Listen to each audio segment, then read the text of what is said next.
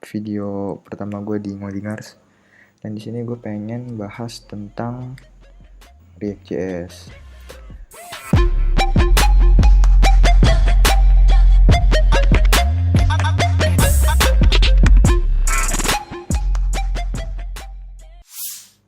Hey ho semua, kalian para coder, developer, kuli coding.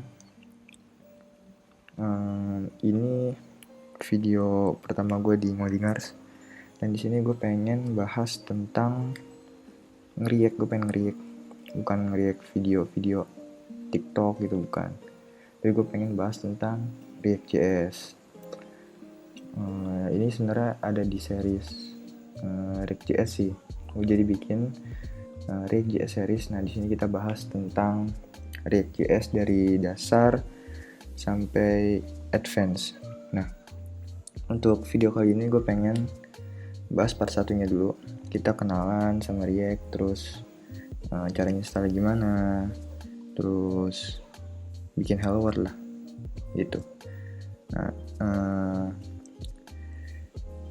yaudah langsung gue mau kenalin dulu nih si React.js itu siapa sih.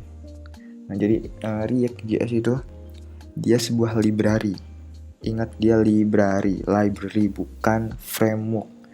Jadi kalau ada temen lu bilang, lu belajar framework React.js di mana? Mak lo kali React.js. Dia tuh library bukan framework. Nah, di webnya aja tuh jelas kan.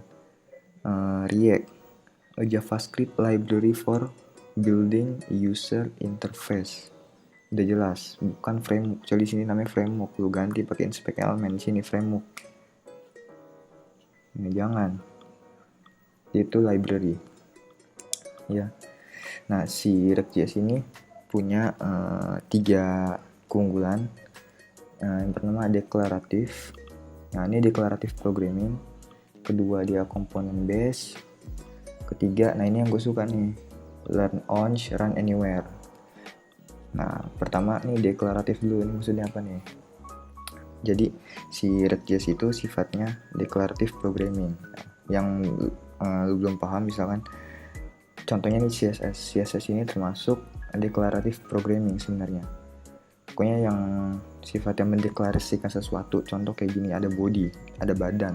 Badan itu punya lebar, tinggi, terus dia punya background, punya color. Nah, ini deklaratif nih sifatnya. Sama kayak React juga. Di sini dia ada komponen app, terus dia punya state-nya isinya pesan. Pesannya itu isinya hello React, ya kan? Nah, di render, dalam render tuh ada tampilan apa? Ada div, terus pakai kelas app.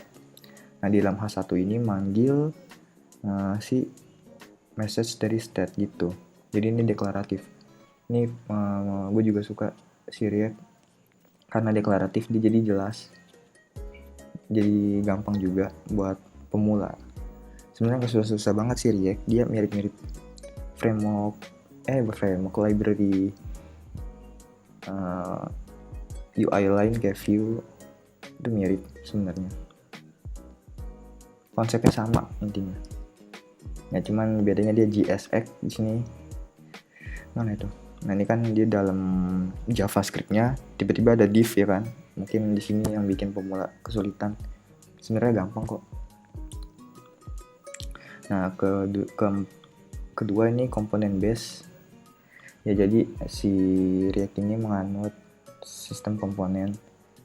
Jadi UI yang lu buat itu sebenarnya sebuah komponen yang bisa dipanggil di mana aja. Contohnya ini, kita punya kelas atau punya komponen hello message. Nah, ini bisa dipanggil di file manapun. Lu import bisa ke file lain atau langsung di render di React DOM-nya kayak gini. Contohnya gitu. Terus ketiga, learn once, run anywhere. Nah, ini bagian yang paling gue suka banget dari React. Dia bisa jalan di gak semua platformnya, tapi hampir semua. Dia bisa jalan di mobile OS kayak Android, iOS, terus desktop apps kayak macOS, Windows, Linux.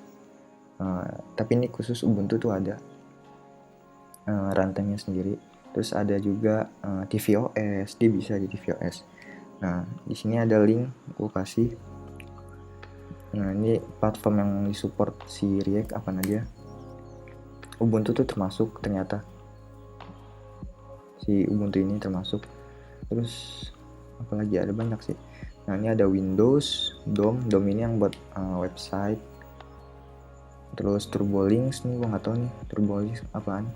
Dia mirip Cordova mungkin. Terus React Native Desktop. Nah, dia pakai Qt. Terus nih dia React Native Ubuntu, tapi ini udah nggak di maintain katanya sih. Terus macOS, tvOS, nah Alita, nah ini gue nggak tahu Alita apaan. Terus Proto Native, wrapper React Native using Qt. Nah, Linux, macOS, Windows ya hampir semua lah. Cuman yang kurang si React ini belum bisa jalan di wearable device. Contohnya kayak smartwatch gitu, dia belum bisa. Gue nggak tahu deh, udah ada apa belum. Ini Alita apaan ya? Nah, buset Cina semua, nggak ngerti gue. Ntar aja kita bahas. Ya balik lagi ke React. Nah oke, jadi React itu sifatnya nih ya tiga keunggulan ini. Deklaratif, komponen base. Nah untuk sekarang pahamin itu aja dulu. Oke. Nah sekarang gimana sih cara install React? Gampang banget. Ya kan tadi gue bilang React itu kan library ya, bukan framework. Jadi nggak ada kayak folder-folder struktur gitu kalau library. Nah, si React sendiri nyediain yang namanya CRA. CRA itu apa? CRA itu singkatan dari Create React App. Nah itu tool buat kita bikin project pakai React yang udah ibaratnya boilerplate-nya. Nah di sini ada contohnya. Mana ya? Nih Create React App. Nah ini namanya Create React App. Jadi dia semacam boilerplate untuk untuk pemula nggak perlu lagi konfigurasi susah-susah si React-nya ini. Caranya gampang ya, tinggal kita install Node versi 81 ke atas, npm versi 56 ke atas. Coba gue cek dulu di terminal. npm versi gue punya 6114. Kalau Node versi 12 yang terbaru. Ya download aja yang terbaru lah. Oke. Nah sini gue mau buat folder React.js.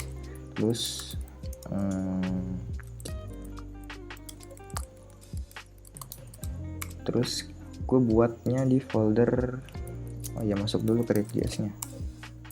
Right. Nah tinggal ketik ini command satu baris ini, npx create React App. Gue namain apa ya, part 1, jangan tutor part 1 gini ya. Udah, tinggal di enter, tungguin beberapa saat, nanti otomatis project lu dibuatin. Nah ini udah selesai, belum deh.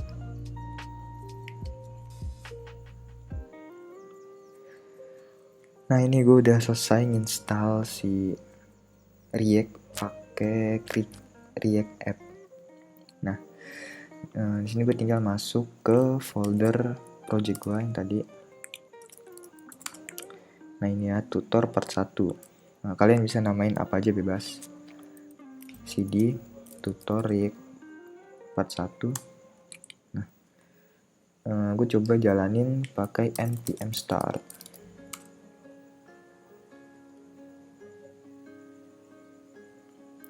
Nah dia bakal buka otomatis new tab ke browser default sesuai komputer kalian dan jalan di localhost port 3000.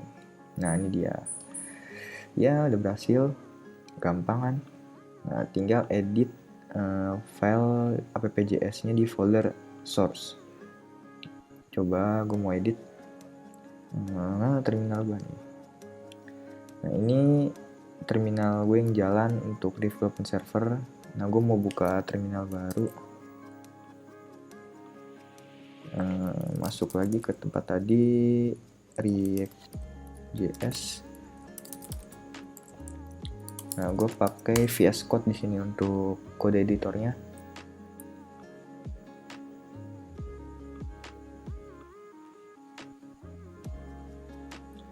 Oke, tadi ada di folder source app.js. Nah, page yang ini ada di app.js. Nah, di sini gue coba edit. Nah, gue ganti jadi edited. Nah, gue save. Gue lihat, nah dia bakal keganti hot reload ya. Jadi abis di save, perubahannya langsung kelihatan gitu.